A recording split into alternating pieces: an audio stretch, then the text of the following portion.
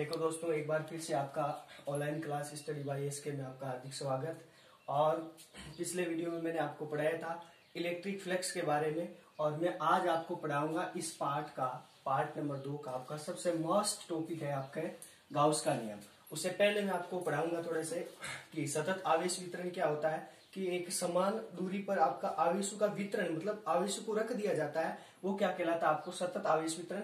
वैसे सतत आवेश वितरण आपके 3 प्रकार के होते हैं: रेखीय सतत आवेश वितरण, पृष्ठ सतत आवेश वितरण और आयतन आवेश वितरण। आयतन आवेश और उभयपृष्ठ घनत्व कहलाएंगे। तो आपके रेखीय सतत आवेश को लेमडा से प्रदर्शित किया जाता है। और देखो एक बार लेमडा बराबर क्या होता है कि Q अपॉन L होता है। और पृष्ठ आवेश घनत्व को सिग्मा से, सिग्मा बराबर क्या होता है Q बटा A। और आयतन आवेश घनत्व वितरण को रो से प्रदर्शित किया जाता है। रो बराबर आपके क्या होता है Q अपॉन V होता है। ये आपके होते हैं कि रेखीय आवेश घनत्व, पृष्ठ आवेश घनत्व और आयतन आवेश घनत्व, तीनों का मात्रा क्या हो जाएगा कूलाम बट्टे लंबाई, कूलाम बट्टे मीटर, कूलाम बट्टे मीटर स्क्वायर क्षेत्रफल का, और इसका क्या हो जाएगा कूलाम बट्टे मीटर क्यूब। तीनों के मात्रक हो जाएगी। इतने आगे बढ़ जाएंगे। तो पहले पृष्ठ आपके कि रेखीय आवेश वितरण क्या होता है कि आवेशों का वितरण समान दूरी पर एक रेखा के रूप में होने चाहिए। जैसे आपकी कोई एल लंबाई की रेखा, इस पर आवेश वितरण ऐसे एक रेखा के रूप में आवेश वितरण होना चाहिए। तो क्या कहलाएगा आपका कि रेखीय आवेश वितरण। सिग्मा पृष्ठ, तो पृष्ठ पर समान रूप से होने चाहिए, और आयतन मतलब संपूर्ण आयतन में होना चाहिए। थोड़ी आपकी बेसिक चीज थी। और उसके आगे हम स्टार्ट करेंगे आज आपके कि गाउस नियम क्या होता है। कि एक आपके वैज्ञानिक था गाउस। उस गाउस नामक वैज्ञानिक ने कि किसी भी काल्पनिक बंद पृष्ठ लिया इसने। मान लिया मेरे पास ये कोई काल्पनिक बंद पृष्ठ है, और उसने इस गाउस नामक वैज्ञानिक ने एक काल्पनिक बंद पृष्ठ लिया, और उस काल्पनिक बंद पृष्ठ के और उसी काल्पनिक बंद पृष्ठ में उपस्थित कुल आवेश, उस काल्पनिक बंद पृष्ठ में उपस्थित कुल आवेश और उस काल्पनिक बंद पृष्ठ से निर्गत कुल विद्युत फ्लक्स के मध्य क्या बताया, रिलेशन, संबंध बताया। क्या बताया?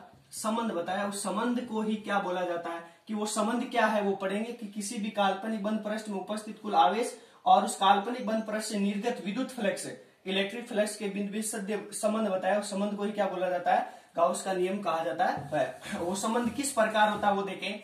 कि मैं लिखूंगा कि एक समान, कि वो संबंध होता है कि किसी भी काल्पनिक बंद पृष्ठ में उपस्थित है, कि किसी भी काल्पनिक बंद पृष्ठ में एक समान विद्युत क्षेत्र में उपस्थित किसी भी काल्पनिक बंद पृष्ठ में निर्गत विद्युत फ्लक्स का मान। अब एक ध्यान में रखना, गाउस के नियम के द्वारा क्या ज्ञात किया जाता है। जैसे कूलाम के नियम से बल ज्ञात किया था, इसी प्रकार गाउस के नियम से आप क्या ज्ञात करोगे कि विद्युत फ्लक्स ज्ञात करोगे। तो विद्युत फ्लक्स का मान क्या होता है कि उस काल्पनिक बंद पृष्ठ में उपस्थित कुल आवेश और निर्वात की विद्युतशीलता के अनुपात के क्या होता है। एक तो माध्यम की विद्युतशीलता होती है, एक निर्वात की विद्युतशीलता को एप्सिलॉन नॉट से प्रदर्शित किया जाता है। तो उस काल्पनिक बंद पृष्ठ में उपस्थित कुल आवेश और निर्वात की विद्युतशीलता के अनुपात के क्या होता है, बराबर होता है विद्युत फ्लक्स का मान।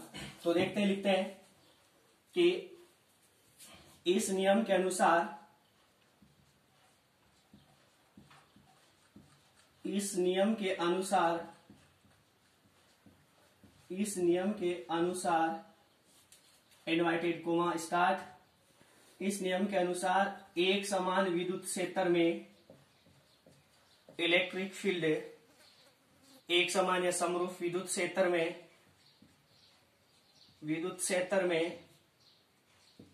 स्थित किसी काल्पनिक बंद पृष्ठ से,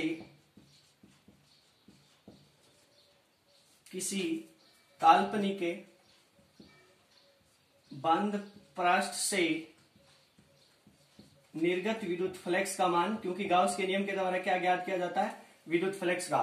काल्पनिक बंद पृष्ठ से निर्गत इलेक्ट्रिक फ्लक्स, विद्युत फ्लक्स का मान उसी या उस काल्पनिक बंद पृष्ठ में, उस काल्पनिक बंद पृष्ठ में उपस्थित कुल आवेश, उपस्थित कुल आवेश, ध्यान रखना,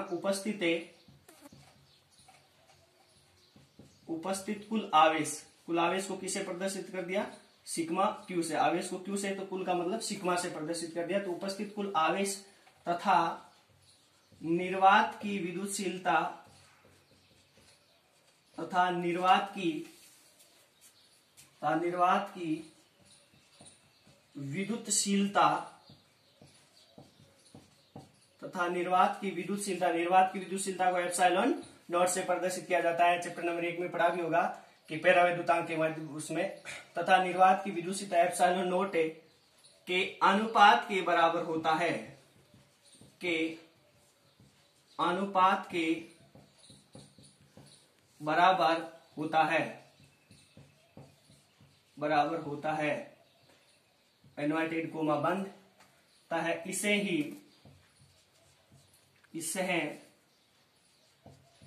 इसे ही गाउस का नियम कहते हैं। इसे ही गाउस वैज्ञानिक का नियम कहते हैं। गाउस का नियम कहते हैं। लिख सकता हूं कि माना एक समान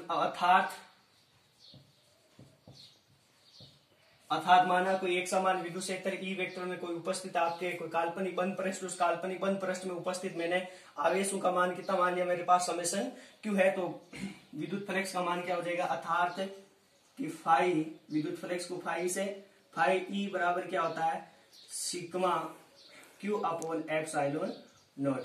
ये बताया था कि इसके द्वारा विद्युत फ्लक्स का मान ज्ञात किया जाता है गाउस के नियम के द्वारा। तो फाई ई बराबर क्या हो गया सिग्मा में फाई ई बराबर क्या हो गया sigma Q upon epsilon not. लिखूंगा जहां एप्सिलॉन नॉट बराबर निर्वात की विद्युतशीलता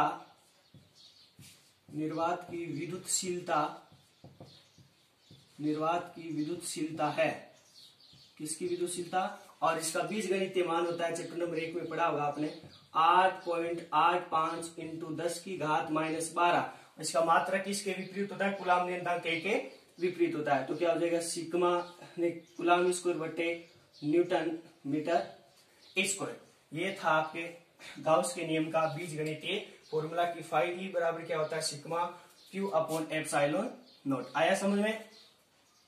और एप्सिलॉन नॉट को निर्वात की विद्युतशीलता कहा जाता है, माध्यम की विद्युतशीलता भी होती है।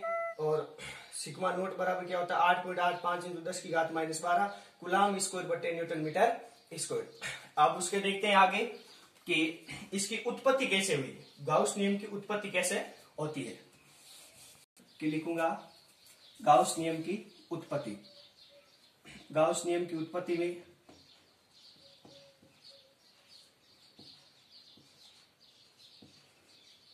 गाउस नियम की उत्पत्ति में देखो, पहले लिखूंगा गाउस नियम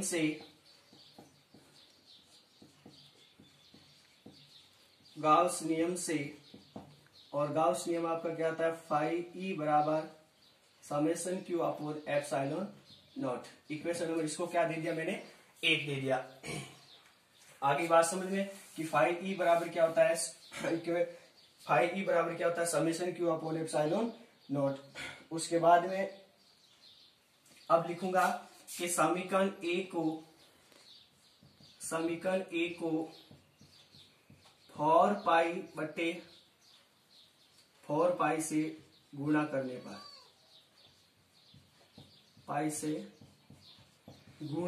पर किसे गुणा किया 4 पाई बटे 4 पाई से गुणा करने पर, इसको गुणा किया समीकरण ए को, तो फाई ई बराबर क्या हो गया summation Q upon epsilon not 4 pi upon 4 पाई से गुणा कर दिया।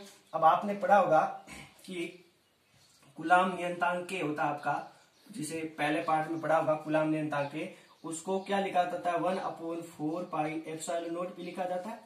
देखो क्या हो गया, तो इसको लिख सकता हूँ 1/4 पाई एप्सिलॉन नॉट को मैं क्या लिख सकता हूँ के। तो फाई ई बराबर क्या हो जाता है कि के समेशन क्यू और 4 पाई, और इसको मैं इक्वेशन नंबर क्या दे सकता हूं 2। क्या दे दिया 2। फिर लिखूंगा विद्युत फ्लक्स की परिभाषा से, विद्युत फ्लक्स की परिभाषा से।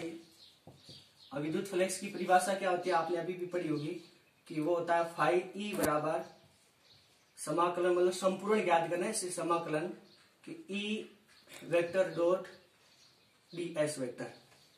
और उसके बाद में इसको समीकरण दिया मैंने 3, और इसको समीकरण दे दिया मैंने 3 दे दिया। और अब देखो लिखूंगा समीकरण 1 व 3 से, इक्वेशन 1 व 3 से। देखो समीकरण 1 आपके फाई ई बराबर क्या है, summation Q upon epsilon not, और यहाँ पे फाई ई बराबर क्या है, ई डॉट ई। तो फाई ई की जगह मैं मान क्या रख सकता हूँ कि फाई ई की जगह मान रख सकता हूं मैं कि ई डॉट डी एस लिख सकता हूं। तो उसके बाद में देखो, तो इस फाई की जगह में क्या लिख दिया, समीकरण 3 से इस फाई का मान समीकरण 1 की जगह रख दिया। तो लिख सकता हूं कि E vector dot D S vector बराबर क्या लिख सकता हूं, summation Q upon epsilon not. और उसके बाद में लिखूंगा कि समीकरण 2 व 3 से, समीकरण 2 व 3 से